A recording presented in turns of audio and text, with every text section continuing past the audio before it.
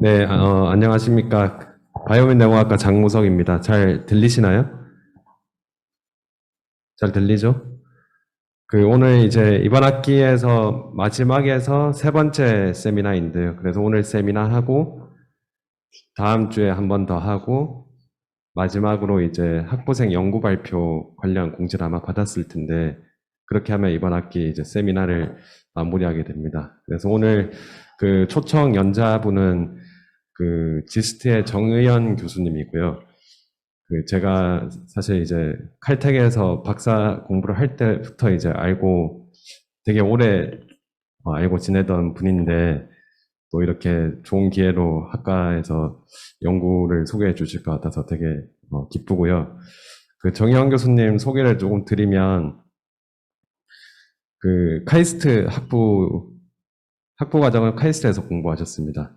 항공 우주과를 이제 96년도에 졸업하셨고, 석사 과정도 항공 우주과에서 98년도에 졸업하셨습니다. 그리고 분야를 이제 조금 바꾸셔서 하버드 메디컬 스쿨이랑 MIT의 엔지니어링 학과가 이제 조인트로 운영하고 있는 하버드 MIT 헬스 사이언스 앤 테크놀로지 프로그램에서 이제 박사과정 공부를 하셨고요. 그리고 2007년에 졸업을 하시고 2011년부터 지스트 의생명공학과에서 연구를 하고 계십니다.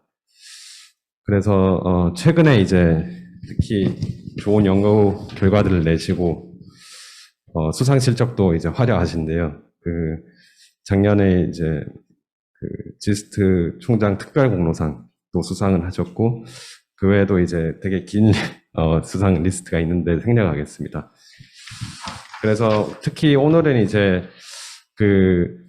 조금 재밌는 특히 이제 정영 교수님은 이제 메디컬 이미징이랑 이제 뉴로포토닉스 쪽에서 좋은 연구들을 많이 하고 계시는데 특히 오늘은 이제 뇌를 어떻게 광학으로 다룰 것인가, 뇌 활동을 어떻게 광학으로 레코딩을 하고 뇌 활동을 어떻게 광학으로 매니플레이트 할 것인가에 대해서 아주 흥미로운 연구 결과들을 소개해 주실 것 같습니다. 그럼 박수로 정영 교수님 환영하겠습니다.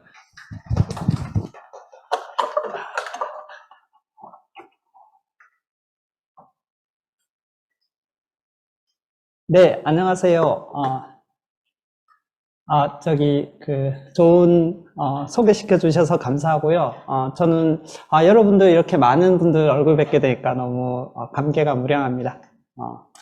바이오민 내공학과에서 오늘, 제가 발표하고자 하는 내용은, 제목이 Translational Neurophotonics입니다. 그리고 제가 제목을 Imaging and Manipulating Brain in Vivo라고 정하였습니다. 저는 현재 광주과학기술원 의생명공학과에 있고요. 저희 실험실은 뉴로포토닉스 레버러터리입니다. 자, 먼저 Translational Neurophotonics가 무엇인가에 대해서 말씀드려보겠습니다. 첫 번째로 그러면 뉴로포토닉스라는 것은 과연 무엇인가? 일종의 바이오포토닉스라는 분야의 브랜치가 되겠습니다. 즉 뉴로사이언스랑 포토닉스를 연결하는 것으로서 그런데 그러면 바이오포토닉스는 과연 무엇인가? 라고 또 생각을 해보면 옵티컬 이미징으로 저희가 이제 생명 현상에서 타겟이 되는 몰레큘 그리고 분자, 세포 그리고 생체 조직까지 를 볼 수 있고 단순히 보는 것뿐만이 아니라 저희가 관심이 있는 어떤 질병 현상의 진행 경과에 대해서 광학적으로 모니터링하고 또 개입할 수 있는 그런 과정을 보고자 하는 겁니다. 그래서 뉴로포토닉스는 결국 제가 정의하기로는 Imaging and Manipulating 이라고 해서 우리 너버스 시스템을 빛으로 조직과 그런 기능을 갖다가 알고자 하는 것이고 궁극적으로는 어떻게 브레인이 저희가 건강한 상태와 그리고 질병 상태에서 작동하는지를 알고자 하는 것으로 생각할 수 있겠습니다. 그러면 Translational Neurophotonics는 무엇인가? 제가 생각하기로는 결국 뉴로사이언스와 포토닉스의 접점에 있는데 저희가 앞으로 다가오는 많은 문제들이 신경질환, 뇌질환과 관계가 되기 때문에 이 문제들은 굉장히 어렵고 복잡합니다. 그래서 트랜스디스플리너리 어프로치가 필요하다고 생각하는데, 트랜스디스플리너리는 각각의 다른 학문 분야를 넘어서서 정말 어려운 문제들을 풀기 위해서는 그것들을 융합하고 초월해서 문제 중심으로 홀리스틱하게 접근하는 것을 말합니다. 그렇게 해서 임상적으로 의미가 있는 그런 신경계 디소더, 질환들에 대해서 진단을 내리고 그리고 치료할 수 있는 그런 전략들을 수립하는 데 도움이 되고자 한다고 생각할 수 있겠습니다.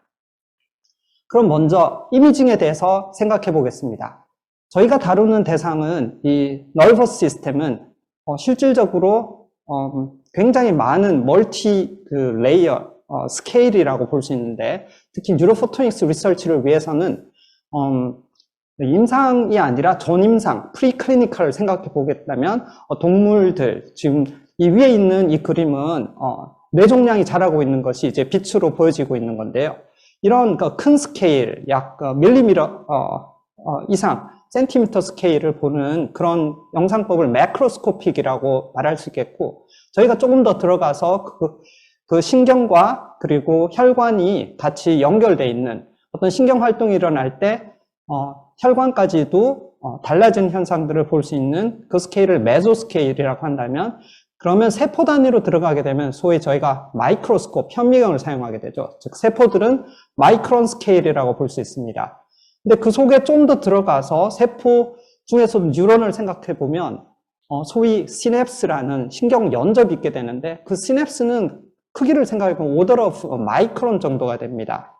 그리고 이 시냅스를 더 속에 들어가서 시냅스와 프리시냅스와 포스시냅스를 연결하는 그 몰레큘러 수용체나 여러 가지 뉴로트랜스미터 채널들을 생각을 해보면, 그것은 실제 나노미터 또는 10나노미터 이내의 스케일인데, 그것은 원래 마이크로스코프이 다가가기 힘든 영역이었지만 최근에 브레이크스루에 의해서 그 피지컬한 디프렉션, 어떤 회전이라는 그런 한계를 넘어서는 그런 발견들이 나오면서 소위 나노스코피의 시대가 됐다고 할 수 있습니다. 이 발견은 2014년에 노벨상을 받는 것으로 그 중요성을 다시 한번 알 수 있게 됐는데, 이 그래프는 이제 제가 그린 건데요. 오른쪽 가로축은 penetration depth. 저희가 빛을 사용하면 굉장히 그 빛의 파장이 수백 나노미터이기 때문에 결국 수백 나노미터의 자를 가지고 저희가 대상을 볼 수 있게 되는데, 그래서 레졸루션이 이렇게 큰 데서부터 아주 작은 데까지 가지만, 자세히 보시면 레졸루션이 높아질수록 페네트레이션 뎁트, 저희가 볼 수 있는 그 조직 영역의 깊이는 줄어듭니다. 예를 들어서 나노스코피 같은 경우는 실질적으로 수십 마이크론 정도 두께 이하는 볼 수가 없습니다. 즉 항상 트레이드오프가 존재하게 되는 거라고 생각할 수 있겠습니다. 그래서 가장 쉽게 문제 중심으로 한번 예를 들어 보겠습니다. 가장 중요한 문제 중에 하나로 제가 보았던 것이 바로 뇌전이암입니다. 이건 이멀징인데 10년 전에도 이멀징이었지만 지금도 이멀징인 문제입니다. 여러분들 다 주변에 이제 우리나라의 넘버원 킬러가 캔서이기 때문에, 이 암은 아주 특징적으로 uncontrolled growth, 세포가 무작위적으로 자라게 되고, 그리고 그뿐만이 아니라 주변 조직으로 침투해가고, 그리고 더 나아가서는 다른 곳으로 전이가 돼서 다시 콜로나이즈하고 자라게 돼서 이제 소위 이제 환자들이 돌아가시게 되는데, 그런 그 암의 가장 기본적인 특징들이 있지만, 이머징 프로블럼은 이제 많은 그 암 중에서 가장 큰 것이 렁 캔서인데요. 렁 캔서에서 실제로 가장 또 많은 것이 뇌로 전이되는 암입니다. 뇌로 전이가 되고 나면 가장 큰 문제는 굉장히 서바이벌이 어렵고 거의 유니폼리 페이탈, 즉 대부분 돌아가시게 된다고 볼 수가 있겠습니다. 자, 이런 문제를 해결하기 위해서는 스페시픽하게 저희는 이제 유방암에서 뇌로 전이되는 그런 암 모델을 만들었습니다. 소위 헐2라는 어떤 성장인자가 양성인 브레스트 캔서를 뇌에서 자라는 모델입니다. 즉 이것은 실제 임상에서 일어나는 그 환자에서 벌어지는 것을 저희가 최대한 모사하기 위해서 소위 모델을 만드는 건데요. 이것을 저희는 애니멀 모델이라고 하고, 여기서 얻은 인사이트를 실제 클리닉에 적용할 수 있게 되면 그것이 굉장히 저희가 할 수 있는 굉장히 중요한 일이라고 생각이 됩니다. 한 가지 예를 들어보겠습니다. 이 유방암을 그 마우스의 메모리 팹헤드를 마우스 유방에서 자라게 할 때 X축은 시간이고 Y축은 튜머 크기입니다. 이 검은색이 가만히 두면 이렇게 튜머가 자라게 되는데, 알려져 있는 이 타겟티드 표적 치료제, 소위 헐셉틴이라는 표적 치료제와 라파티닙이라는 그런 표적 치료제를 적용한 결과 이 암이 자라지 않고 심지어 줄어드는 걸 볼 수가 있습니다. 하지만 이 암을 똑같이 브레인 인바이러먼트에서 자라게 해보면 여기 보시다시피 익스포넨셜리 증가하는데 컨트롤이 트리트먼트를 하더라도 조금 딜레이가 되지만 결국은 증가하는 걸 볼 수 있습니다. 똑같은 암이 몸의 어느 부위에서 자랐느냐에 따라 이렇게 그 치료의 결과가 달라진다는 건 상당히 중요하고 놀라운 일인데요. 즉 이것은 저희가 왜 인비보가 중요하다는 걸 보여줄 수 있습니다. 그 피트리 디시에서 소위 그 접시에서 시험관에서 테스트를 했을 때는 이런 과정을 볼 수 없기 때문에 소위 튜머 종양의 마이크로 인바이러먼트가 중요하다는 걸 보여줄 수 있는 단면입니다. 이것은 실제 뇌에서 뇌암이 자랐을 때 저희가 트리트먼트를 치료를 했는데 이걸 이제 크로스 섹션으로 자른 그런 마우스의 뇌 전이암의 모습입니다. 여기 보시면 치료를 통해서 가운데 있는 그린 색깔들은 많이 이제 주로 그 소위 네크로시스라고 세포가 죽은 것이고, 하지만 요 가장자리의 펄플, 이 핑크색들은 활발하게 성장한 암입니다. 그래서 이런 구조적인 모습을 보면 저희가 이 암들이 어떻게 자라고 있구나 하는 걸 볼 수 있습니다. 그럼 뇌전이암은 어떻게 생기느냐? 대부분은 뇌에는 직접적인 그 임파선이 없기 때문에 혈관을 통해서 전달된다고 알려져 있고요. 암세포는 조금 크기 때문에 이것이 뇌에 들어가서 조금 작은 가는 그 혈관을 통해서 만나면 이것이 기어 나와가지고 혈관 주위에도 자라고, 그리고 소위 엔지오제네시스, 신생혈관 형성의 그 트리거를 딱 어느 정도 켜게 되면 이게 폭발적으로 증가하게 됩니다. 이 모든 과정은 저희가 소위 인비보 현미경을 통해서 볼 수 있는데요. 암세포가 그린 컬러로 레이블이 되어 있다면 이 딱 핏줄 혈관 속에서 이렇게 바이폴케이팅 된 데서 걸려 있거나, 아니면 좀 몇 주 지나서 보면 암세포가 기어 나와가지고 이 혈관 주변을 따라서 자라는 것도 볼 수 있습니다. 그리고 심지어 아주 풀 블로운 튜머가 되면 이 혈관 모양이 이상한 걸 볼 수 있죠. 소위 이게 애브노멀, 불안정한 그런 암에서 생기는 혈관의 대표적인 양태가 되겠습니다. 하지만 문제는 지금 보여드린 것들은 실제 저희 그 생체가 아주 산란 조직이기 때문에 조금 전에 말씀드렸다시피 깊은 곳을 세포 수준으로 볼 수가 없습니다. 그래서 한 가지 그 방법은 그럼 거추장스러운 것들을 그냥 떼내고 보자. 그래서 예를 들어서 돌살 스킨이라고 그냥 등 껍질에 있는 스킨만 떼내고 거기다가 그 유리창을 하나 달아버립니다. 그러면 이 속에 혈관 및 암 같은 걸 볼 수가 있습니다. 근데 유방암에 관심이 있다 그러면 조금 전에 말씀드렸다시피 유방에 윈도우를 만들고 거기 암을 심어서 관찰을 하는 것이 조금 더 현실에 가깝다고 볼 수 있겠죠. 저희는 어제 뇌 쪽 전이암에 관심이 있기 때문에 소위 크레니얼 윈도우, 두개골에 윈도우를 달아다가 붙였습니다. 여기 이제 실제로 그 암세포를 저 같은 경우는 심장의 좌심실에다가 인젝션을 했습니다. 그리고 7주가 지난 다음에 이 뇌를 들여다보는데 이렇게 그 GFP, 그린 플로레슨 프로틴 레이블된 암들이 이곳저곳에 꽃이 피듯이 자라는 걸 볼 수가 있었습니다. 이런 것들을 보기 위해서는 한 가지 도구로서는 3차원 현미경이 굉장히 유용한데 소위 이광자 현미경 또는 투포톤 현미경이라고 합니다.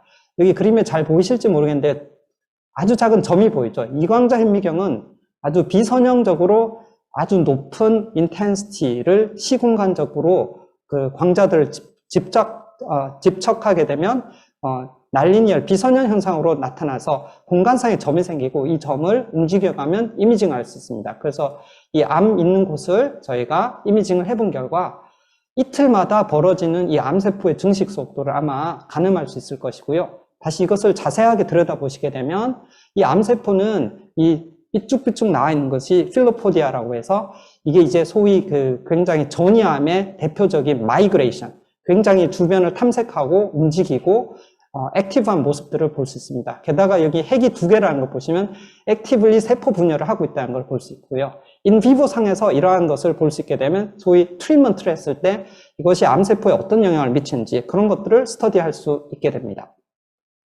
그래서 광학적인 어떤 방법으로 저희가 질병의 진행 경로를 볼 수 있는 방법으로서는 한 가지가 이제 이미징을 볼 수가 있겠습니다.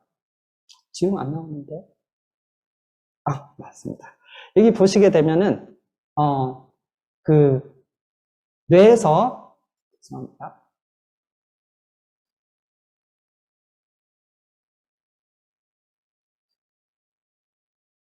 이게 약간 접속 속도가 있어서 죄송합니다.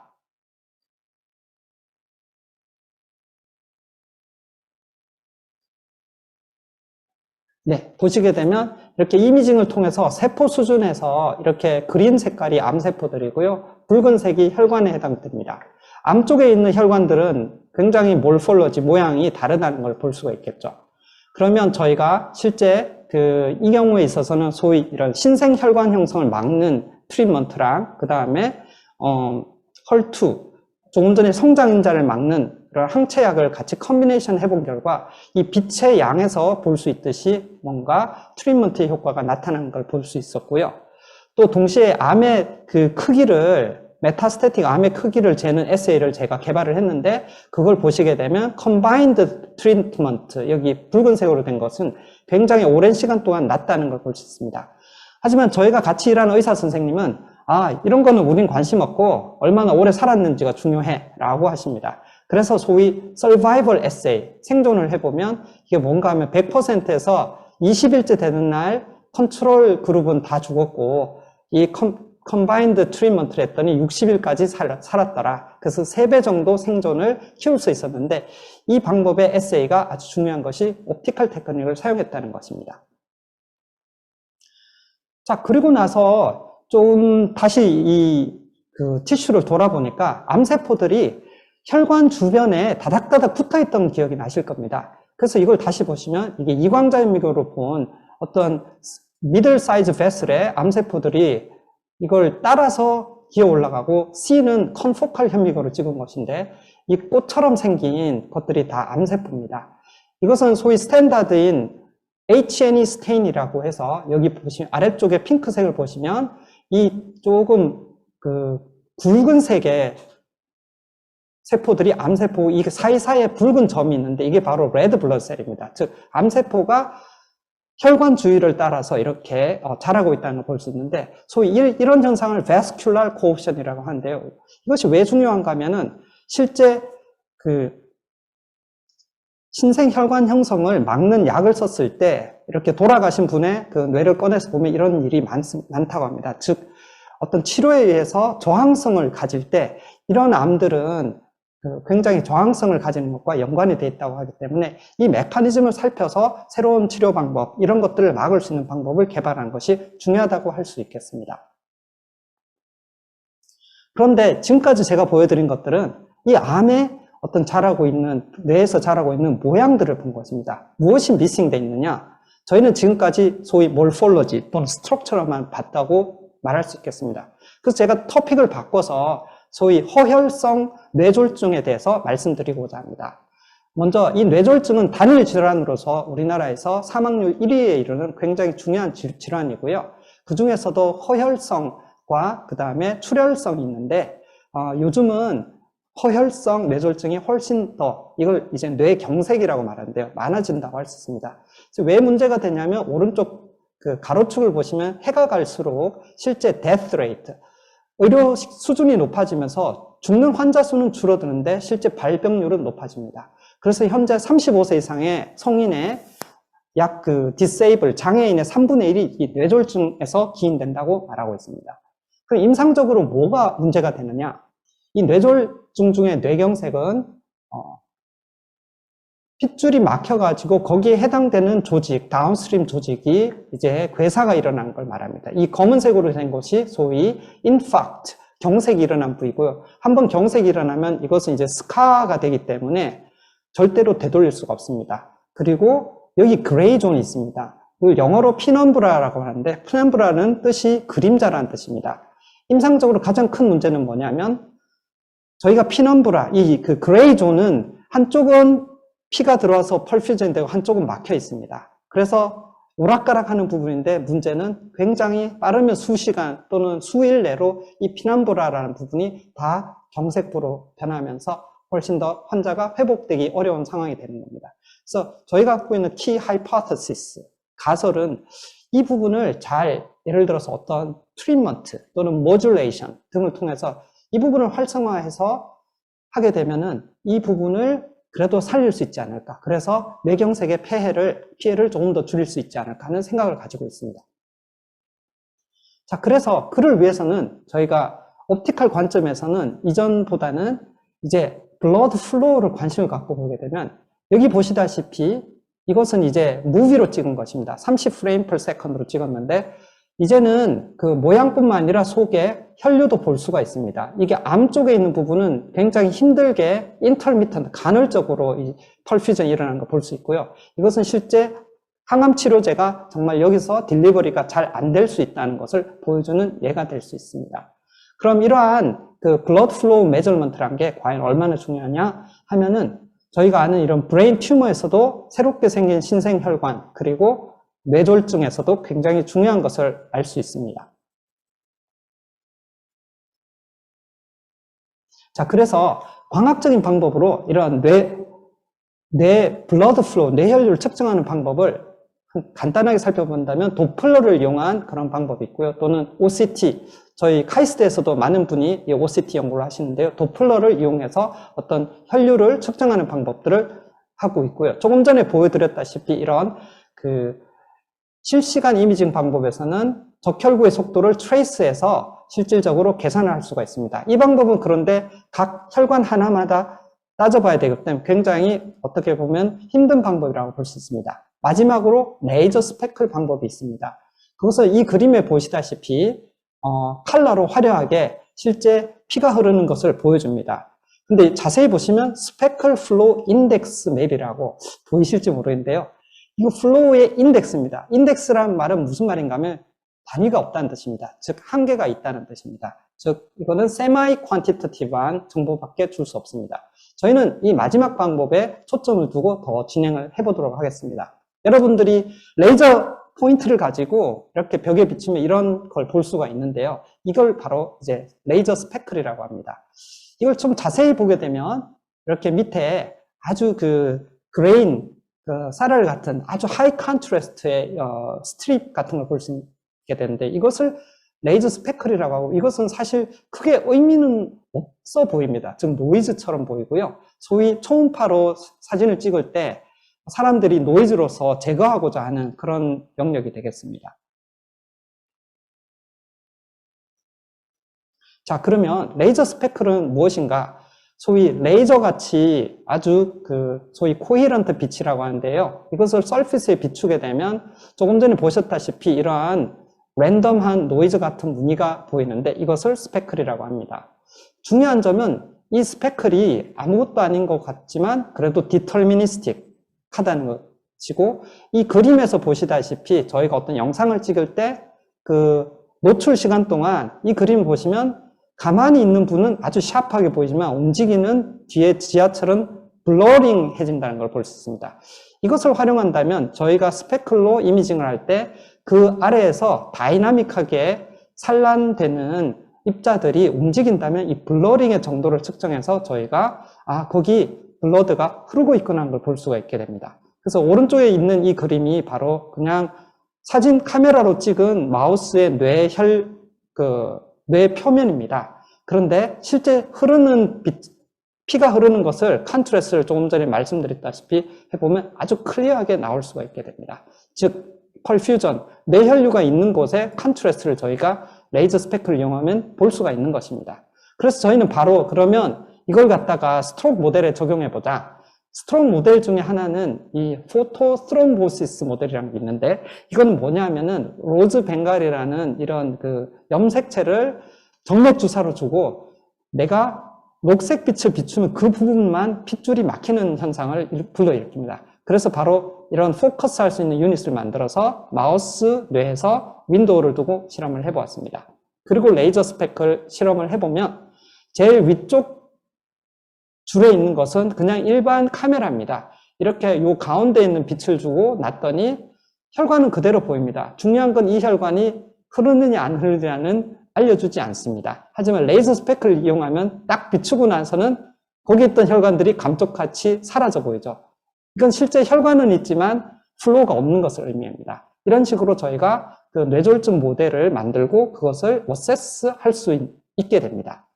근데 가장 큰 문제는 뭐냐면 이렇게 컨트라스트가 있긴 하지만 여기서 저희는 어느 정도 상대적인 혈류가 있다 없다만 볼 수 있지 유닛을 알 수가 없다는 겁니다. 거기에 착안해서 저에게 관심은 실제 뇌졸중 약을 새로운 약을 개발해서 비교를 한다면 절대값이 아니고서는 약효를 검증할 수가 없습니다. 즉 현재 있는 방법은 굉장히 리밋되어 있다고 할 수 있기 때문에 어떻게 하면 이것을 더 정량적으로 볼 수 있을까? 예를 들어서 조금 전에 이렇게 혈관을 막았을 때 심지어 시간이 지나면 몇 분 뒤에 다시 돌아오는 걸 볼 수 있습니다. 이런 현상을 리펄퓨전이라고 하는데 실제 임상에서도 저희가 환자가 뇌경색이 있을 때 약을 줘서 이걸 뚫었을 때 다시 리펄퓨전이 되면 그때 이상하게 그 자체가 인저리가 될 수가 있는데 그런 현상도 굉장히 중요하다고 합니다. 그런 모델들을 저희가 만들 수가 있는데요. 문제는 정량화가 안 되기 때문에 어떻게 하면 이걸 정량적으로 할 수 있을까? 조금 전에 제가 보여드린 레이저 스펙을 보시면 이게 아주 그 작은 닷처럼 보여서 이거 하나하나를 입자로 생각하면 될 수 있지 않을까라고 생각해 보았습니다. 즉, 스펙을 이미징을 한 프레임을 찍고 그 다음 프레임을 찍을 때 그 속에 있는 그 입자, 예를 들어서 적혈구 같은 게 움직인다면 이것도 따라 움직이지 않을까 하는 것이 가설입니다. 그럼 이 영역을 공간적으로 크로스 코릴레이션을 해보면 어떨까? 즉 이것이 움직인 걸 크로스 코릴레이션 해서 저희가 보게 되면 실제 이게 얼마나 디스플레이스먼트가 일어나는지 알고 그리고 델타 t를 알 수 있기 때문에 실제 속도 벡터를 구할 수 있지 않을까라고 생각해 보았습니다. 그래서 실제 저희가 이 이론적으로 구현을 해본 결과 이것은 그 공간보다 후리에 플레인으로 가서 후리에 트랜스폼을 하면 이 멀티플리케이션으로 이루어지기 때문에 훨씬 더 쉽게 계산을 할 수 있었고 빠르게 그러면 저희가 이렇게 공간상의 피크의 위치를 알게 되면 velocity 벡터가 이 서브 픽셀에서 나온다는 걸 알 수 있습니다. 이 과정을 반복하게 되면 결국 velocity 맵을 구할 수 있기 때문에 그러면 이것은 정량적으로 방향과 크기를 알 수 있게 됐지 않을까. 그래서 저희가 이것을 이름 짓기를 Optical Speckle Image Velocity Symmetry로 이름을 지었고요. 이것을 구현하려고 하다 보니까 가장 큰 문제는 아주 짧은 시간에 그 익스포저를 해야 되는데 현재의 카메라들은 상당히 익스포저가 더 짧을 수 없어서 저희가 일종의 트릭으로서 아쿠스토 옵틱 모듈레이터라는 걸 통해서 쉽게 말하자면 스트로보스콥을 구현을 한 겁니다. 초음파를 써서 그렇게 해서 아주 짧은 익스포저 타임을 하면 저희가 예를 들어서 팬텀 모델이나 그 다음 플로우 팬텀 이런 데서 증명을 해서 마지막으로 인비보 실험까지 하였습니다. 그래서 이 캘리브레이션 데이터를 보시면 7mm per second까지 굉장히 정확하게 맞는 것을 알 수가 있습니다.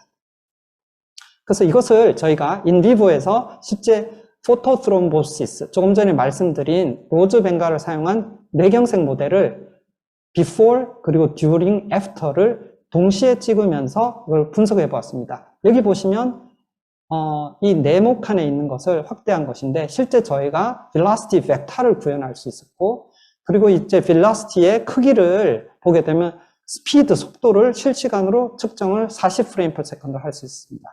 여기서 보시게 되면 이 스케일 바에서 이제는 밀리미터 per 초로 스피드가 그냥 arbitrary 인덱스가 아닌 실질적인 정량적인 것을 볼 수 있습니다. 특히 이 작은 P라는 점에서 제가 그 시간에 따라서 아주 짧은 시간에 따라서 이 velocity 벡터를 다 플롯을 해보았습니다.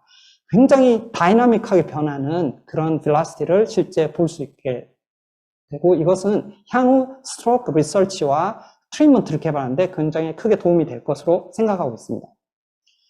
하지만 지금까지 말씀드린 것은 이 스펙클은 거의 뇌에서 피질, 그 서피스 쪽에서 주로 일어나는 현상을 보는 거기 때문에 그래도 한계가 있습니다. 속을 볼 수 있는 방법으로 저희는 이제 연구실에서 단연간에 걸쳐서 내시경들을 개발해 왔습니다. 즉 경성 내시경, 연성 내시경, 그리고 clinically compatible 임상에 쓰는 그 내시경에 직접 집어넣어서 분자 영상을 할 수 있는 것도 개발해서 아산병원에서 돼지를 갖고 실험을 했습니다.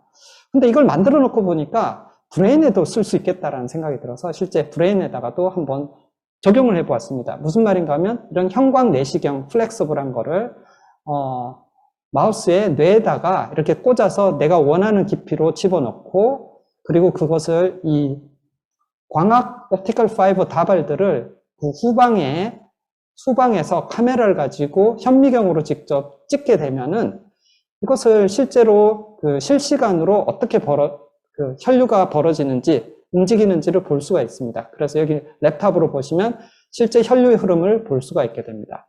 그럼 이걸 가지고 예를 들어서 뇌경색은 그 서피스 콜텍스에서 일어나는 게 속에서도 일어납니다. 그래서 저희 같이 일하는 신경외과 선생님이 속에서 일어나는 걸 만들었는데 제가 포토스롬보시스를 내시경으로 뇌 심부에서 지금 보고 있습니다. 그래서 그린 빛을 딱 쬐어주게 되면은 이렇게 밝아지면서 여기서 혈류가 실제 막히는 현상을 증명할 수가 있게 되었습니다.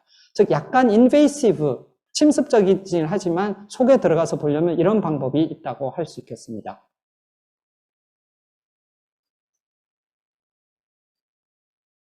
자, 가장 큰 문제는 결국 광학적인 방법으로는 지금 여기 제가 알고 있는 문인 화가의 작품인데요. 청소를 하시다가 먼지가 딱 떠오르는 걸 보고 갑자기 필이 꽂혀서 그 먼지를 그리고 그 주변을 이렇게 그렸다고 하십니다.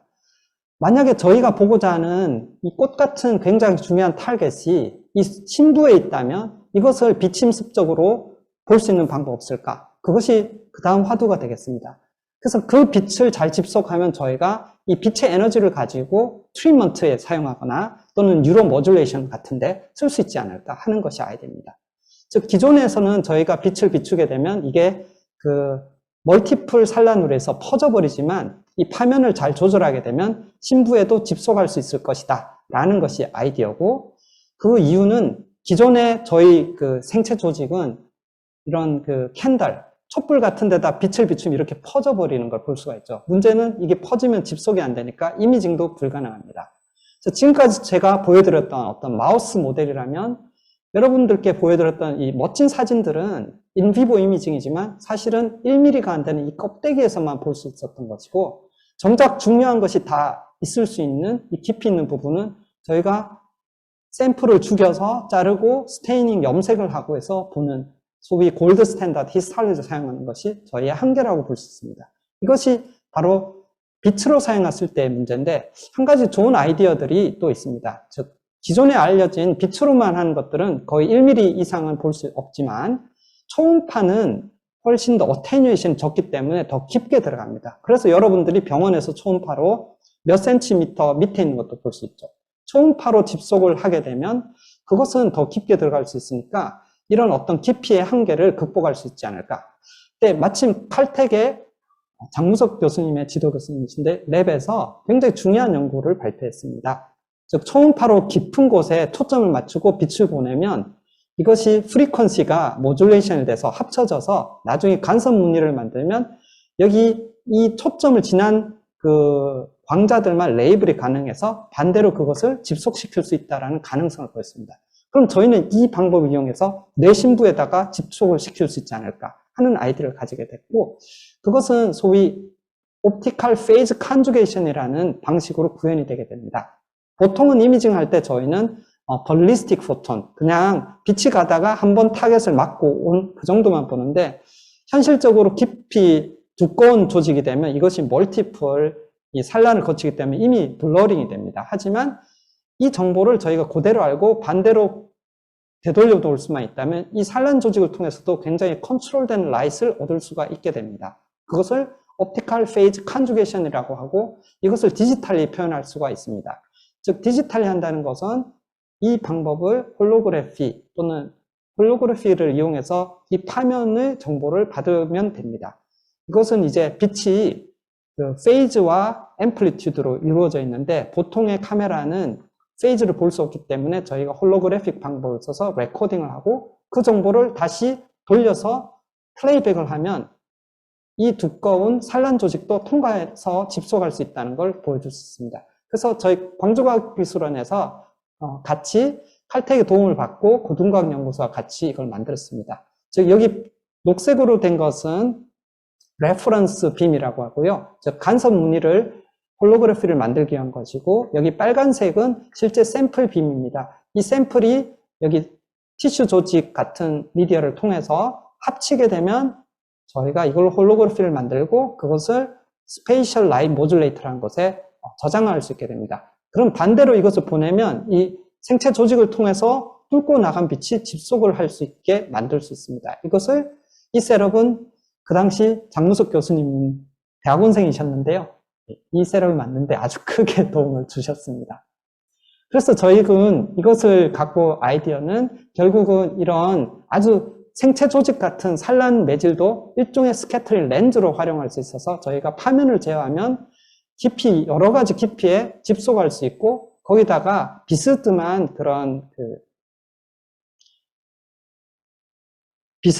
그런 페이즈를 안겨주게 되면 그것을 레터럴이 움직일 수도 있게 됩니다. 즉, 이 말은 무슨 말인가 하면 3차원 공간상의 임의의 점에 저희는 빛을 집속할 수 있게 되는 겁니다. 옵티컬 인스트루멘테이션이고요.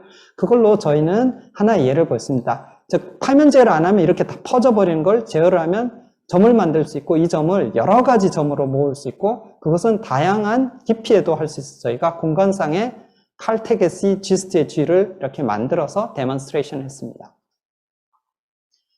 그럼 이것을 가지고 저희는 아주 정밀한 뇌졸중 모델을 만들 수 있지 않을까? 즉, 저희가 원하는 곳에 빛을 집속시킬 수 있게 된다면. 그런데 문제가 있습니다. 실제 뇌나 살아있는 생체 조직은 가만히 있는 것이 아니라 다이나믹하게 변하기 때문에 이 변하기 전에 이것을 집속할 수 있게 되어야 되는데, 그래서 이론적으로 이걸 스페클이 디코렐레이션 되는 시간이라고 하고요. 그것은 실험적으로는 이런 옵티컬 페이즈 컨주게이트 시그널이 뚝 떨어지는 시간과 실제 이퀴벌런트하다는 것을 장무석 교수님께서 학생을 있을 때 실험적으로 이론적으로 증명을 해냈고요. 저희가 바로 이 문제 때문에 그런 브레인의 깊은 곳에 이 기술을 적용하려면 먼저 브레인에서 얼마나 빨리 다이나믹스가 변하는지를 체크를 해야 되겠구나. 그래서 제 박사과정 학생이랑 스페클 메저먼트를 시작하게 됐습니다. 그 전에 아주 간단하게 소위 돌살 스킨 폴드라고 이렇게 만들어서 여기를 레이저로 쏘게 되고 스페클을 측정을 해보면 스페클이 쭉 떨어지게 되는데 그 시간이 약 4.3ms가 나옵니다. 실제 이 스페클이 다이나믹하게 움직이는 모습을 보여드립니다. 이게 왜 움직이냐 하는 것은 실제 뭐 여러 가지 브리딩도 있고 심장박동도 있고 여러 가지가 있기 때문에 이것을 극복하려면 브레인에서 이 부분을 측정을 해야 됐습니다. 그래서 아이디어는 아주 포인트 라이트 소스를 브레인 깊이에 놓고 여기 스페클을 측정해보자. 문제는 이게 굉장히 빨라서 카메라 스펙보다 훨씬 더 높은 약 10,000프레임 per second가 되게 하려니까 이미지도 스트립으로 이렇게 만들어서 측정을 했었어야 됩니다. 그래서 저희가 이것을 만들기 위해서 멀티모드 5 팁에 이걸 디퓨저하게 페인트 칠을 하고 그것을 마우스 뇌에 찔러서 깊이별로 스페클 디코렐레이션을 측정해 본 결과 실질적으로 몇 밀리미터 들어가게 되면 이 디코렐레이션 타임이 1ms 오더라는 걸 알게 됐습니다. 즉, 테크놀로지는 이것을 극복할 수 있을 정도로 발전해야 조금 전에 말씀드린 걸 구현할 수 있게 되는 것입니다. 그러한 베이직 데이터를 저희가 커뮤니티에 보고하였습니다. 자, 그리고 나서 제가 조금 더 관심이 생겨서 그 브레인을 좀 더 알아야 돼서 저는 2년 전에 프랑스의 보르도에 소위 이제 뉴로바스큘러 커플링 코र्스에 교수긴 하지만 몰래 학생처럼 해서 참가했습니다. 그래서 여기 가서 3주 동안 아주 열심히 실험도 하고 프로젝트도 하고 또 대학원생 분들이랑 여기 여러분 같은 바이오민 뇌공학과의 윤진희 학생도 유일하게 저랑 같은 한국인이어서 저희가 아주 재밌게 공부하고 배웠습니다. 그 중에 제 오른쪽에 있는 이 친구가 바스라는 네덜란드의 그 굉장히 똑똑한 대학원생인데 저희가 끝나고 나서도 여기서 배운 것들을 어떻게 활용할 수 없을까 해서 리뷰 논문을 한번 쓰자 해서 Unraveling Neurovascular Coupling이라고 해서 소위 신경혈관 연접 현상의 과거와 현재 그리고 미래가 어디로 가는가를 저희가 조금 심도 깊게 고민을 해가지고 여기 보시면 소위 Technological Advancement 이런 이 리뷰를 하면서 알게 된 게 저희가 모르는 게 아직 너무나 많구나. 그래서 컨트로버시가 정말 많고 이런 부분들을 해결하기 위해서는 테크놀로지 디벨롭먼트와 그리고 어네토미컬 그리고 펑셔널 그런 언더스탠딩이 같이 수반되어야 되고 히스토리에서 이런 부분을 찾는 것이 중요하다는 걸 알게 됐습니다. 그 중에 하나가 바로 이 혈관과 신경의 활동과의 관계인데 그 혈관 중에서도 여기 보시면 이 캐필레르를 둘러싸고 있는 페리사이트라는 것이 아주 컨트로버시한 그러한 존재라는 걸 알게 됐습니다. 그래서 이 부분을 더 살펴보기 위해서 저희가 이제 마이크로바스큘러 스토리라는 현상에 주목하게 됐습니다. 이것은 2년 전에 네이처 뉴로사이언스에 나온 것인데요. 모세혈관은 그 실질적으로 그 마우스 실험에서 보면 항상 0.5%의 모세혈관이 이렇게 막혀 있답니다. 근데 템포럴이긴 한데 이렇게 막혀 있어서 이것이 실제 한 가지 예로 알츠하이머즈 환자의 경우는 뇌 피질의 뇌혈류가 한 25% 감소되었다는 것이 보고되어 있습니다.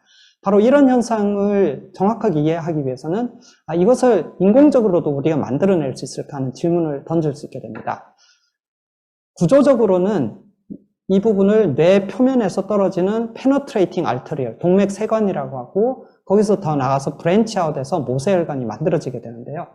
이 모세혈관이 과연 뇌혈류를 조절하느냐 안 하느냐가 굉장히 중요한 이슈가 되고 있습니다. 왜냐하면 fMRI의 가장 하이 레졸루션이 어디에 있는 것인가, 그리고 뇌에서 한정된 자원의 혈류를 공급하기 위해서는 어디서 실제 컨트롤이 일어나는가는 아직까지도 정확하게 밝혀지지 않아서 저희가 모델을 만들어서 이것을 optogenetically pericyte, 혈관 주위 세포를 액티베이션해서 과연 모세혈관, 가장 작은 혈관을 컨트롤할 수 있지 않을까라고 생각해 보게 됐습니다. 그래서 이것을 포토 스티뮬레이션 모듈을 저희가 만들었고 이것은 간단하게 이렇게 생겼습니다. 그래서 이 그림에 보시면 이 혈관에서 초록빛으로 된 게 모든 모세혈관에 다 붙어있는 혈관 내피세포, 내피가 아니라 주위세포, 영어로는 페리사이트라고 하는데 여기를 빛으로 한번 쬐봤습니다. 여기 보시면 방금 반짝이던 것이 바로 제가 자극을 한 것이고 목표는 싱글 모세혈관을 과연 리버스블하게 컨트롤할 수 있을 것인가, 그것이 목표였습니다.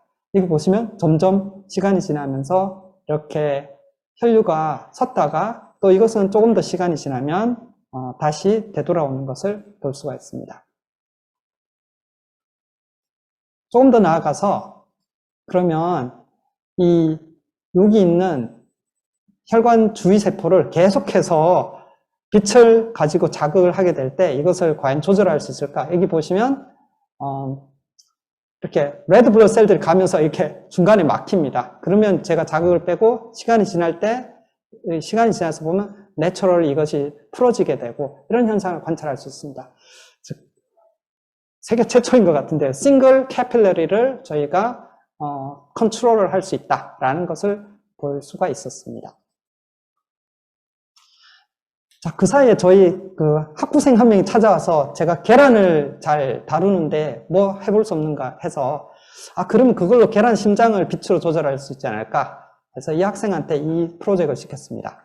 여기 보시면 이 무비를 보시면 이게 유정란에서 발생할 때 이 심장이 거의 1Hz 정도로 자연스럽게 뛰는데 저희가 이것을 빛으로 IR 빛으로 하게 되면은 지금 이게 보여드릴게요. 천천히 뛰다가 지금 이곳을 보게 되면 천천히 뛰는데 빛을 2Hz로 주게 되면 2Hz로 뛰는 걸 볼 수 있습니다. 그리고 다시 풀게 되면 다시 돌아가고, 즉 빛은 전기, 이런 엑사이터블 심장도 페이스메이킹을 할 수 있다라는 걸 보였고요. 그리고 이것은 이제 셋업을 저희가 만들어서 옵티컬 파이버로 IR 빛을 커플링을 시켜서 그런 파라미터를 찾고, 그리고 이렇게 페이스메이킹이 100% 되는 그러한 광학적인 에너지도 실제 측정을 해보았습니다. 그래서 결국은 포토 스티뮬레이션으로 뉴로널 리제너레이션도 가능하다는 것을 저희가 보여주려고 했는데요. 어떻게 하다 안과의사 선생님이랑 일을 하다 보니까 이 각막, 소위 라식이나 이런 수술을 하게 되면 이 신경이 잘려나가가지고 안구건조증에 시달리게 됩니다. 그 문제를 저희가 빛으로 해결할 수 없을까 해서 이걸 인비트로와 인비보에서 저희가 실질적으로 광자극을 통해서 볼 수 있고, 그리고 더 나아가서 몰폴로지와 펑션을 같이 볼 수 있게 되면은 이러한 문제를 좀 더 실질적으로 모니터링하고 또 실제 뉴럴 리제너레이션을 도모할 수 있지 않을까 생각하게 됐습니다. 그래서 먼저 처음에 한 것은 소위 트라이제미널 3차 신경이라는 마우스의 3차 신경을 꺼내서 프라이머리 셀 컬처를 했고, 거기 빛을 비추는데 컨티뉴어스와 펄스트를 생각해 보았습니다. 왜냐하면 너무 어큐뮬레이션이 되면 안 되니까 펄스트도 1Hz, 10Hz, 100Hz로 해서 그러면서 이 신경세포가 자라는 과정을 분석을 해 보았습니다. 이것은 지오메트리로 얼마나 이렇게 신경가지가 많이 길게 나가는지, 브랜치 아웃이 많이 되는지, 영역은 어느 정도인지 파라미터를 갖고 볼 수가 있습니다. 그래서 3차 신경을 이렇게 분석해보고 토탈 광 에너지도 분석을 해본 결과 실질적으로는 약 1줄 per square centimeter나 2줄, 그리고 펄스를 했을 때는 10Hz에서 가장 efficient하게 리제너레이션이 있다는 걸 찾아낼 수 있었습니다. 이것은 향후에 실질적인 트리트먼트를 저희가 생각할 때 도움이 될 것으로 생각이 됩니다. 시간 몇 분 마지막 토픽으로 제가 통증에 대해서 말씀드리고자 합니다. 제가 지금 집중하고 있는 문제는 가장 재밌고 안 풀리는 문제가 뭐냐를 찾다 보니까 난치성 통증이 나왔습니다. 그래서 이것은 뭐냐 하면은 소위 척추 디스크 수술 하고 나면은 10%에서 40%가 다시 원래보다 더 아프다는 거 아시죠? 그게 만성 통증이고요. 또 항암 치료 받고 나서도 받을 때 후유증으로 남고 대상포진 후에도 계속 통증이 3개월 이상 갈 수가 있습니다. 이것은 풀리지 않는 문제여서 현재 약물적 치료는 이 통증 환자들은 우울증 약을 먹게 되고요. 그리고 이 익사이터빌리티를 줄이기 위해서 항경련제를 같이 복용합니다. 이 두 가지가 안 듣게 되면 결국 마약성 진통제를 주게 됩니다. 그것은 다들 아시다시피 가장 부작용이나 여러 문제가 많은데 다른 방법이 없습니다. 그래서 이런 경우에 저희가 비약물적 치료가 가능할지 그런 부분을 고민을 하고 있습니다. 이런 통증 중에서 가장 대표적인 게 신경병증성 통증이라고 하고요. 이것은 문제가 아직까지 여러 가지 메커니즘에 대한 가설들은 있지만 no clear, 메커니즘이 정확하지 않고 바이오마커도 없고 그리고 모델도 정확하지 않아서 아직까지 안 풀리는 문제고, 따라서 많은 사람들이 현재 이렇게 마약성 진통제로 갈 수밖에 없는 그런 현실이고, 미국에서는 2019년에 마약 오남용으로 인한 사망자가 5만 명까지 늘어나니까 급기야 미국 통증학회를 고소하는 일까지 벌어졌습니다. 미국은 좀 쉽게 처방을 해서 그런데요. 이 문제를 저희가 어떻게 해결할까 하는 측면에서 조금 전에 보여드린 그 3차 신경절, 각막으로 가는 신경을 묶어서 만드는 모델을 만들었고요. 근데 문제는 통증은 정말 평가가 어렵습니다. 그 중에 한 가지가 소금물을 눈에 넣어서 얼마나 비비는지, 그 다음에 눈에다가 아주 얇은 머리카락 같은 것을, 헤어를 갖다가 찔러가지고 센시티비티를 재는 그런 방법들이 있습니다. 근데 저희가 이제 새롭게 만든 방법으로 이런 모델을 만들 수 있었고, 조금 놀라운 것은 이거를 원래 기존은 잘라내는 방법인데 잘라내고 나면 각막의 세포들이 다 죽어 있다는 것도 확인할 수 있었습니다. 근데 그거는 조금 현실과 맞지 않은 것 같아서 여기서 실제 광치료를 하면은 되돌릴 수 있을까 하는 그러한 연구가 현재 진행 중입니다. 자, 이제 마치도록 하겠습니다.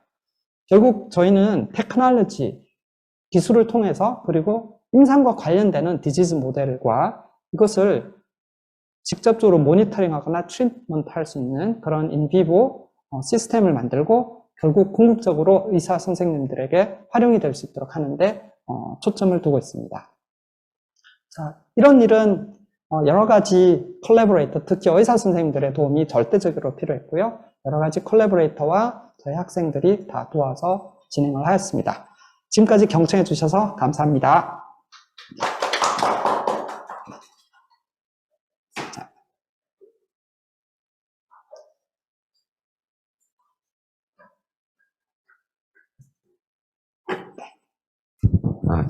좋은 발표 감사드립니다. 굉장히 재밌게 들었고요. 질문 있는 학생들은 채팅창이나 저기 마이크 켜고 이제 질문을 해도 좋을 것 같습니다. 여기 계신 교수님들도 질문해 주셔도 좋고요. 질문은 언제든지 환영입니다. 네, 교수님, 안녕하세요. 조은기입니다. 아, 교수님 화면 못 보실 것 같은데. 너무 재밌는 발표 너무 잘 들었습니다. 질문을 한 가지 드리면, 네. 이제 빛을 비춰서 아까 이제 적혈구들이 병목 현상을 일으켰을 때 그걸 해소하는 것도 보여주셨고, 그리고 이제 계란, 이제 심장에서 이제 빛으로 컨트롤 하시는 것도 보여주셨는데, 물리적으로 그냥 빛 에너지가 이들을 컨트롤했다고 생각하기에 정확히 이제 두 케이스가 왠지 다르게 영향을 줬을 것 같거든요. 그래서 혹시 교수님이 생각하시는 이제 실질적으로 어떤 영향을 통해서 프리퀀시가 빨라진다든지 뭐 그런 병목된 구간에서 이렇게 해소가 일어났는지 그런 것들이 궁금합니다. 예. 네, 조은기 교수님 굉장히 중요한 질문이셨는데요. 제가 보여드린 두 가지 경우, 이제 첫 번째로 계란, 칙 엠브리오에서 칼딕 페이스메이킹을 한 것은 이제 이 빛이 1927 나노 되는 IR 쪽의 레이저인데요. 펄스트 레이저를 사용했는데, 이것이 실제 뉴런셀을 익사이테이션 한다는 그런 보고가 2010년에 네이처 포토닉스에 나왔었거든요. 그리고 2012년에 다시 네이처 커뮤니케이션에서 지금 칼텍에 계신 교수님께서 이걸 이론적으로 셀 멤브레인의 커패시턴스가 달라져서 이렇게 되는 것 같다라는 그런 걸 발표하셨는데, 문제는 컨센서스가 아주 많지가 않아 가지고 이론들이 여러 가지가 있습니다. 특히 서멀 에너지, 열 에너지가 이런 세포막을 잠시 이렇게 디스털브 해가지고 혹시 액션 포텐셜 같은 게 만들어지진 않았는지, 그러니까 저희가 이제 실험에서 피노타입을 보이긴 했는데 더 그걸 들어가가지고 이게 왜 그렇게 되는지에 대해서는 어떻게 보면 컨트로버시가 있는 그런 현상이어가지고 제가 딱 안다고 말씀드릴 수가 없습니다. 한 가지 비근한 예로는 초음파를 가지고도 뉴로 모듈레이션 하는 게 있는데 그것도 이론들이 다양합니다. 초음파를 가지고 미케니컬리 셀 멤브레인을 디스터브 해가지고 이게 어떻게 되는지. 그래서 이런 뉴로 모듈레이션 분야를 보면요, 심지어 의사 선생님들이 자기 자극, 전기 자극을 쓰시는데 아직도 모르는 것이 더 많은 상황입니다. 그래서 제가 모르는 것에 대한 변명은 될 수 없지만 그런 측면에서 실제 피노타입 보고 아직 해야 되고 밝혀내야 될 게 더 많다고 할 수 있고요. 두 번째, 조금 전에 보여드린 혈관의 모세혈관을 제어하는 것은 실제로 제가 1040 나노미터의 빛을 사용을 했고요. 그리고 이것은 1040 나노미터에 반응하는 리차라는 소위 이제 옵토지네틱스에서 채널 로더신 2는 블루라이트로 액티베이션 하지만 리차는 레드 라이트에서 엑사이테이션 하는데 그것이 가능한 투 포톤 엑사이테이션을 사용해 가지고 쓴 거라 가지고 두 번째는 사실 열 때문에 이게 일어나는지 안 일어나는지를 해야 될 컨트롤 스터디가 더 남아 있고요. 하지만 이론적으로는 optogenetic stimulation을 해서 나온 결과라고 텐터티브리는 말씀드릴 수 있겠습니다. 사실 속에 들어가서 더 많은 질문들이 있고 저희가 그러니까 더 이것을 다이섹트 해보지 않았기 때문에 저희도 더 궁금한 점이 많은 그런 결과라고 할 수 있겠습니다. 근데 굉장히 중요한 질문이십니다. 네, 여기 채팅창에 학생들도 얼마든지 질문 올려주셔도 되는데요. 여기 질문이 하나 있어서 제가 한번 답변을 드리겠습니다. vascular cooption에 대해서 질문이 있는데요. 암세포가 혈관의 암쪽에 붙어 있는 것인가요? 아니면 바깥쪽에 붙어 있는 것인가요? 라는 질문이 있었습니다. 굉장히 중요한 질문이고요. 이제 vascular cooption 자체는 제가 이미징에서 보여드린 것은 이게 해상도는 그렇게 좋지 않았지만 암세포가 보통 혈류를 따라서 가다가 어떤 타겟 근처에서 이렇게 기어 나올 수가 있습니다. 특히 이렇게 딱 걸려 있다가 스물스물 기어 나오게 되는데, 기어 나와서 혈관의 외벽을 따라서 자라면서 버티는 거. 그래서 항암제에도 버티고 굉장히 그런 현상을 코옵션이라고 합니다.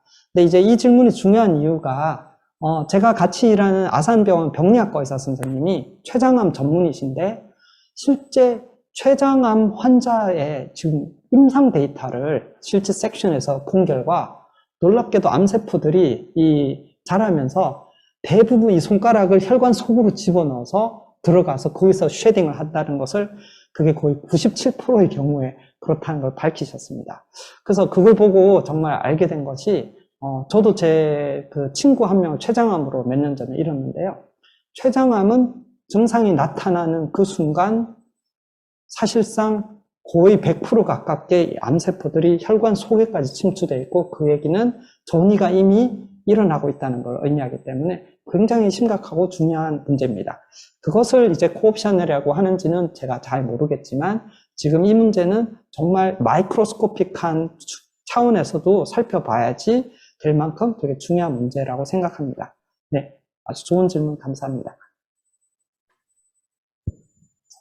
교수님 안녕하세요. 저 오학렬입니다. 아, 예, 안녕하세요. 네. 좋은 재미있는 강연 감사드립니다.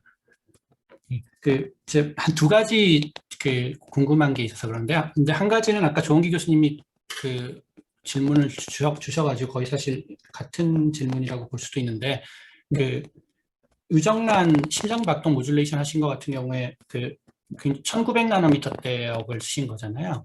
그게 예. 그냥 그게 1900나노미터가 아니라 다른 파장을 쓰면은 이런 모듈레이션이 잘 안 되고, 어떤 1900나노미터라는 어떤 특정 그 에너지에 해당하는, 그 포톤 에너지에 해당하는 뭐가 있는 것인지, 아니면 뭐 다른 이유가 있는 것인지, 그게 궁금하고요. 또 한 가지는 스펙 컨트라스트 모듈레이션 가지고 블러드 플로우 스피드 하신 거 같은 네. 경우에 아까 커브 이 캘리브레이션 하신 거 보면 한 7, 8mm/s 정도 이래서 그 정도까지 보여주셨던 것 같은데, 그게 최대 속도가 뭐에 의해서 결정이 되나요? 보통 OCT 같은 경우에는 단위 시간당 레졸루션 정도 움직이는 거, 아니면 레졸루션 한 반 정도 움직이는 거가 맥시멈 우리가 퀀티파이 가능한 스피드인데, 스페클 모듈레이션 같은 경우에는 그런 게 어떻게 연관이 되는지 두 가지가 좀 궁금합니다. 네, 두 가지 다 굉장히 중요한 질문이신데요. 먼저 첫 번째 질문이 간단해서, 왜 1927 나노를 썼느냐? 사실 그 프로젝트는 원래는 저희가 빛을 가지고 튜머 트리트먼트 하는데 쓰려고 이 옵티컬 파이버에 커플 가능한 걸 찾다가, 저희 우리나라의 원텍에서 홀미움 레이저, 이게 사실 비뇨기과에서 전립선 치료할 때 쓰는 파장이거든요. 그래서 그거 억대 레이저를 대여받아다가 그걸로 튜머 스터디를 잘 했는데, 그게 남아있을 때 마침 학부생이 찾아와서 그래 그럼 이걸 써볼까 해가지고 쓰게 된 겁니다. 실제 absorption, 흡수를 보게 되면 이렇게 1000나노 이상, 1마이크론 이상 IR로 가게 되면 워터 absorption이 좀 높기 때문에 그런 thermal 이펙트가 있을 거로 예상이 되고요. 사실 이 어베일러블한 레이저, 그리고 그 레이저가 이제 5 커플링이 되냐 안 되냐 되기 때문에 여기에 활용할 수 있었습니다. 그리고 실제 이 분야를 개척한 밴더빌트의 아니타 마하데반 옌슨 그룹은 거기서는 2.1 마이크론을 썼거든요. 저희는 1.9 마이크론이니까 실제 아주 차이가 멀지 않아 가지고 그래도 관련이 있겠구나 생각을 하고 사용을 했습니다. 답변이 됐으면 좋겠고요. 두 번째 질문은 굉장히 크리티컬한 질문이신데, 이게 정말 중요한 질문입니다. 제가 이제 보여드린 것은 현재 시스템에서 이제 팬텀 스터디에서 약 7mm/s 정도가 한계로 보입니다. 그것은 현재 이 과정 자체가 소위 이제 크로스 코릴레이션에 의해서 보는 거라서, 제가 그 다음 한 프레임에서 그 다음 프레임 갈 때 제가 보고자 하는 그 스펙글이 안 남아있고 벗어나 있으면 이미 그 정보가 소실되어 있으니까 저희가 잃어버리는 것이죠. 그래서 상한 속도가 존재하게 되는데, 말씀 주셨다시피 이것은 정말 그 카메라 스피드를 더 빨리 쓸 수 있느냐에 따라서 결정이 되고, 물론 그러면 익스포저 타임이 더 줄어들기 때문에, 노출 시간이 줄어들면 그 시그널을 얻기 위해서는 더 강한 빛을 써야 되는데, 또 빛을 계속 강하게 쓰면은 이제 상한선, 안전에 관한 상한선이 걸리기 때문에 그게 이제 실질적인 문제고요. 저희가 그 당면한 가장 큰 그 이슈는 결국은 카메라 스피드와 센서티비티가 이 최대 상한계를 결정한다라는 것이었습니다. 그래서 현존하는 세상에서 가장 빠른 카메라를 쓰게 되면 지금 있는 것보다 더 빠른 속도를 정량적으로 측정할 수 있을 것으로 기대하고 있습니다. 답변이 됐으면 좋겠습니다. 보여주신 이미지 그 7mm/s 정도까지 하신 거는 카메라 프레임 레이트가 몇 정도일 때 하신 건가요? 저희는 카메라가 한 200프레임/s 정도였거든요. 제가 또 자세한 거는 저 체크를 해봐야 됩니다. 알겠습니다. 감사합니다.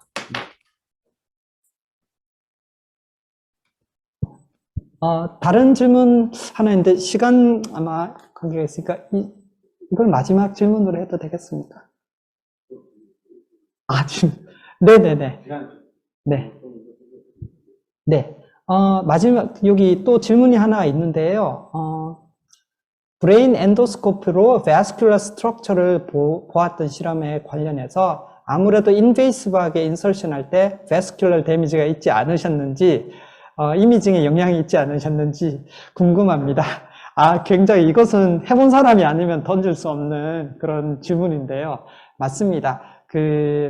이 엔도스코프를 저희가 만들었던 거는 이제 외경이 0.6mm, 즉 600 마이크론이고, 인데 이것을 제가 이제 베슬에다가 베스큘러 트레이서로 형광 다이를 놓고 위에서 들어가면서 실시간으로 봤거든요.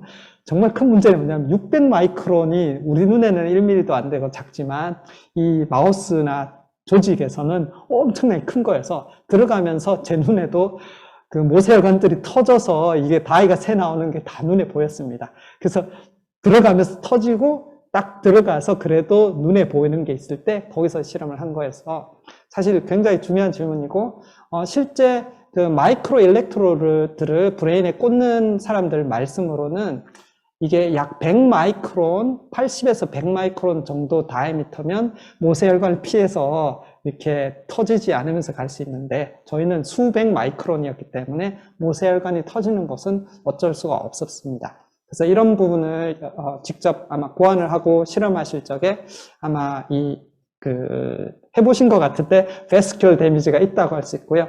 아마 100 마이크론 이하가 되면 이런 데미지는 줄어들지 않을까. 하지만 또 반대로 100 마이크론 이하가 되면 저희가 볼 수 있는 필드 오브 뷰 영역이 또 그만큼 줄어드니까 또 그런 한계를 같이 담고 있다고 볼 수 있겠습니다. 그래서 침습적인 방법은 아무래도 그런 한계들을 갖고 있을 수밖에 없는 것 같습니다. 네, 답변이 됐으면 좋겠습니다. 네, 시간 관계상 지금 마무리하겠습니다. 오늘 세미나에 참여해 주셔서 다들 감사드리고요. 마지막으로 좋은 강연 해주신 정의원 교수님께 박수 부탁드립니다. 네, 감사합니다. 언제든지 궁금한 점 있으면 나중에 이메일 보내주셔도 됩니다. 네, 경청해 주셔서 감사합니다. 자,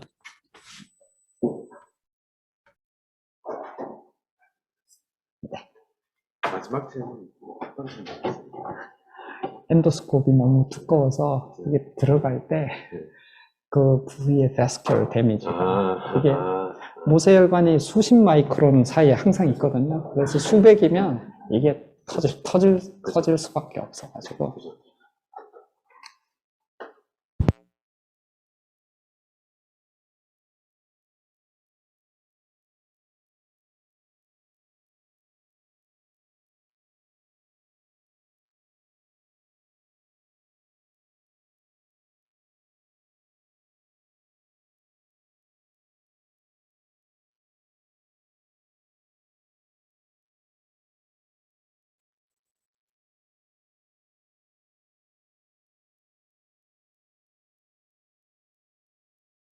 요 질문에 답변을 드릴게요. 제가 미처 미스했는데 암세포가 혈관 밖으로 나가는 것도 마찬가지로 확인이 되었는지, 그리고 뇌조직에서 유방암 전이세포가 약효가 떨어지는 것은 혈관 약물 전달이 잘 되지 않는다는 것으로만 설명하고 있는지, 굉장히 또 중요한 질문이고요.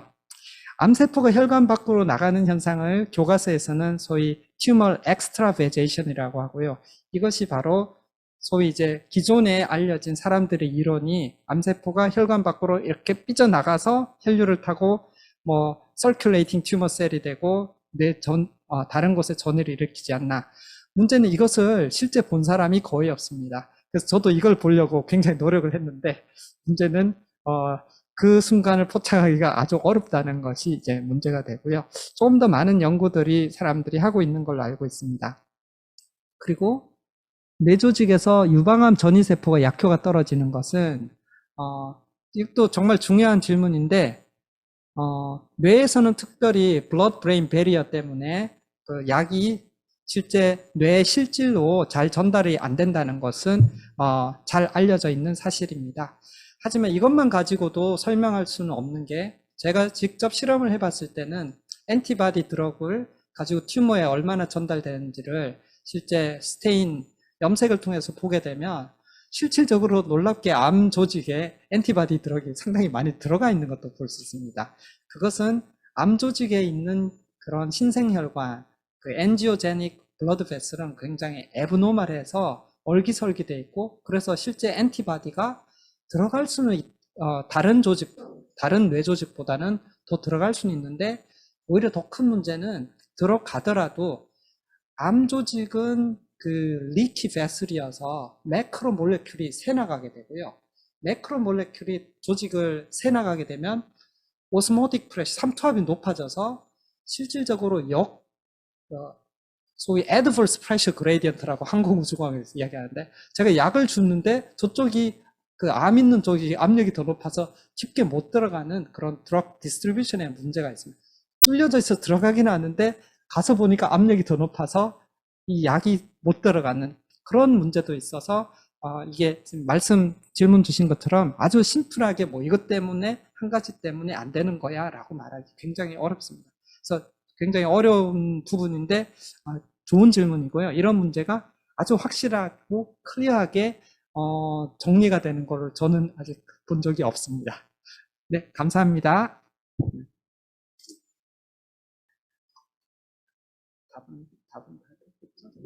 네, 감사합니다. 이제 진짜 마무리하겠습니다. 수고 많았습니다.